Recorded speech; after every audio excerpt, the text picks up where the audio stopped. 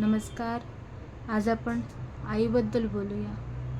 आई जी स्वतःच्या ताटातलं घास आपल्या लेकराला देते, जी स्वतःचं मन मारून आपल्या लेकरासाठी सगळं काय करते.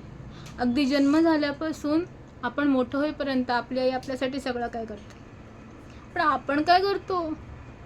कोणासाठी, कुठल्या मुलीसाठी, कुठल्या मुलासाठी आपण आपल्या आईचं मन दुखवतो, तिला रडवतो, तिचा अपमान करतो. आई का आपल्यासोबत आयुष्यभर राहत नसते, पण जेवढ्या वर्ष राहते ना, आपण तिची किंमत केलीच पाहिजे. आपण तिला उलट बोलतो. अर्धी लोक त्या आईला घराबाहेर काढतात, पण हे चुकीचं आहे. ज्या माऊलीने तुम्हाला जन्म दिला तिच्यासोबत तुम्ही एवढं चुकीचं नका वागू. प्लीज आईसोबत नेहमी नीट राहा.